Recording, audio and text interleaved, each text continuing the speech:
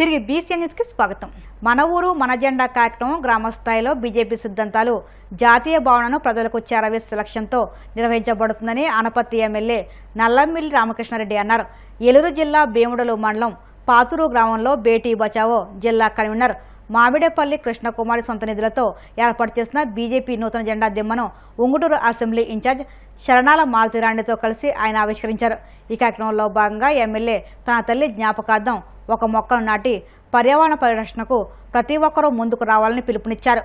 ఈరోజు అంతర్జాతీయ యోగా దినోత్సవం సందర్భంగా అందరికీ శుభాకాంక్షలు. ముఖ్యంగా నరేంద్ర మోడీ గారు ఏదైతే యోగా దినోత్సవాన్ని అంతర్జాతీయ యోగా దినోత్సవంగా మార్చి ఇవాళ ప్రపంచ దేశాలన్నీ యోగాను అనుసరించే విధానాన్ని తీసుకొచ్చిన నరేంద్ర మోడీ గారికి ముఖ్యంగా మనందరం కృతజ్ఞత చెప్పుకోవాల్సిన అవసరం ఉంది. భారతదేశం యొక్క సనాతన ధర్మాన్ని ఏదైతే ఉందో ఆ సనాతన ధర్మంలో భాగమైన యోగాని ప్రపంచానికి చాటి చెప్పే విధంగా వారు కృషి చేశారు. అది మన భారతీయులందరికీ అందరం గర్వకారణంగా ఫీల్ అవ్వాల్సిన బాధ్యత మనందరిపైన ఉంది. అదేవిధంగా ఇవాళ భారతీయ జనతా పార్టీ ప్రతిష్టాత్మకంగా మన ఊరు మన జెండా అనే కార్యక్రమాన్ని వాడవాడలా నిర్వహించాలి. ప్రతి గ్రామంలోని జెండాని ఆవిష్కరింపజేయాలి. భారతీయ జనతా పార్టీ అనే కార్యక్రమాన్ని తీసుకోవడం జరిగింది.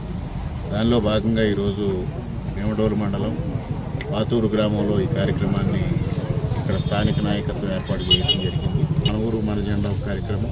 అదేవిధంగా నరేంద్ర మోడీ గారు 12 సంవత్సరాల పాలన పూర్తి చేసుకున్న సందర్భంలో అమ్మ పేరుతో మొక్కను నాటాలనే కార్యక్రమాన్ని కూడా ఇక్కడ నిర్వహించారు. వీరందరికీ ఈ స్థానిక నాయకత్వానికి ముఖ్యంగా మండల పార్టీకి అధ్యక్షులు అదేవిధంగా మండల పార్టీ నాయకులు అందరికీ పేరు పేరున హృదయపూర్వకంగా కృతజ్ఞతలు తెలియజేసుకుంటూ సెలవు. అంతర్జాతీయ యోగా దినోత్సవాన్ని పురస్కరించుకుని నెల్లూరు జిల్లా గూడూరు పట్టణంలోని అల్లూరు ఆదిశేషారెడ్డి ప్రభుత్వ స్టేడియంలో పురపాలక సంఘం ఆధ్వర్యంలో యోగాంధ్ర కార్యక్రమం నిర్వహించారు. ముఖ్య అతిథిగా విచ్చేసిన ఆర్డీఓ అరుణకుమారి జ్యోతి ప్రజ్వలన చేసి ఈ కార్యక్రమాన్ని ప్రారంభించారు. ఈ సందర్భంగా మాట్లాడుతూ ఒత్తిడిని నివారించేందుకు యోగా ఎంతో ఉపయోగపడుతుందని తెలిపారు. ఆరోగ్య విషయంలో అలసత్వం వహించకూడదని, అనారోగ్య సమస్యలు రాకుండా జాగ్రత్తలు పాటించాలని సూచించారు. బాగా అభివృద్ధి చెందింది. మనం పూర్వకాలం నుంచి యోగా అనేది కంటిన్యూస్ గా ఋషులు వీళ్ళంతా చేస్తూ ఉంటారు. దీని యోగా అంటే అసలు ఏమిటి? దీని శ్వాస, సింపుల్ గా చెప్పాలంటే శ్వాస మీద ధ్యాసని మనము యోగా అని అంటాం. శ్వాస అంటే ఏంటి? ఉచ్ఛ్వాసము నిశ్వాసాలని, అంటే గాలి పీల్చుకోవడాన్ని గాలి వదలడాన్ని మనము ఒక ధ్యానంలో చేస్తే దానివల్ల కొన్ని మానసిక రుగ్మతలు కానీ మానసికంగా వచ్చే ఈ టెన్షన్స్ కానీ మనము దాని నుంచి రిలీఫ్ కావచ్చు. సో ఎవ్రీ మార్నింగ్ మనం ఏంటంటే ప్రస్తుతం ఉండే ఈ పరిస్థితులకు అనుకూలంగా మనం ఏం చేస్తామంటే ప్రతిరోజు మనకి టెన్షన్స్ ఉంటాయి. టెన్షన్స్ నెక్స్ట్ దానివల్ల స్ట్రెస్ పెరుగుతుంది. స్ట్రెస్ నెక్స్ట్ దానివల్ల ఏమవుతుంది? బ్లడ్ ప్రెషర్ పెరుగుతుంది.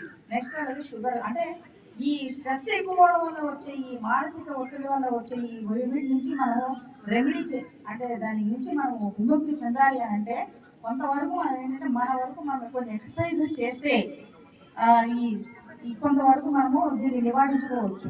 నెక్స్ట్ ఎర్లీ మార్నింగ్ మనం యోగా ఎప్పుడు చేస్తాము?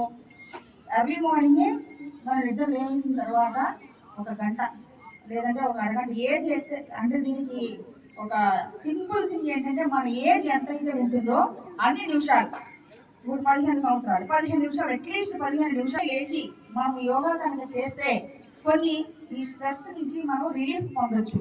అలాగే 40 సంవత్సరాలు ఉన్నారనుకోండి, 40 నిమిషాలు అంటే అది మినిమం కింద పెట్టుకుని చేస్తే, ఇప్పుడు మన శరీరము మన ఆధీనంలో ఉండాలి అంటే మనకి కేంద్ర నాడీ వ్యవస్థ ఉంటుంది. కేంద్ర నాడీ వ్యవస్థ నుంచి కొన్ని హార్మోన్స్ రిలీజ్ అవుతూ ఉంటాయి.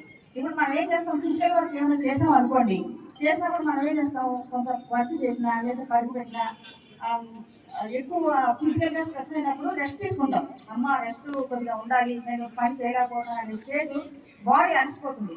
అలాగే నర్వస్ సిస్టమ్ సంబంధించి అనేక రకాలైన న్యూరాన్స్, అంటే కొన్ని వేల న్యూరాన్స్ ఉంటాయి.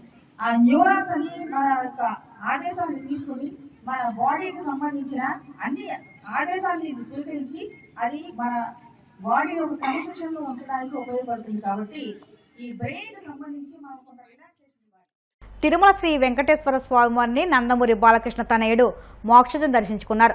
వీఐపీ విరామ దర్శన సమయంలో స్వామివారి సేవలో పాల్గొని మొక్కులు చెల్లించుకున్నారు. దర్శనానంతరం వీరికి రంగనాయకుల మండపంలో వేద పండితులు వేదాశీర్వచనం అందించగా ఆలయదకల స్వామివారి తీర్థప్రతాలు అందజేసి పట్టువస్త్రం సత్కరించారు. వార్తలు ముగించే ముందు ముఖ్యాంశాలు మరొక్కసారి. ప్రపంచానికి యోగా ఒక వరం లాంటిదన్న హోంమంత్రి అనిత. ప్రతి మనిషికి దినచర్యలో యోగా ఓ భాగం కావాలని ఆకాంక్ష.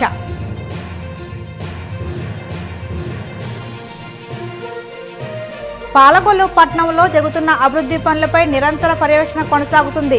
మంత్రి నిమ్మల రామనాయుడు స్పష్టీకరణ.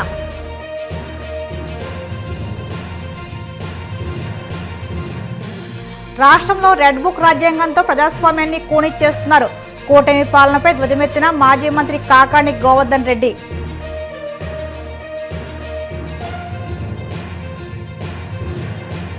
తిరుమల శ్రీవారిని దర్శించుకున్న నందమూరి బాలకృష్ణ తనయుడు మోక్షజ్ఞ. ఆలయ మర్యాదలతో స్వాగతం పలికిన అధికారులు. ఈ వార్తలు ఇంతలో సమాప్తం. మరిన్ని వార్తల కోసం BCN digital YouTube channel, Facebook పేజీని ఫాలో అవ్వండి. అప్డేట్ వార్తల కోసం ప్లీజ్ సబ్స్క్రైబ్.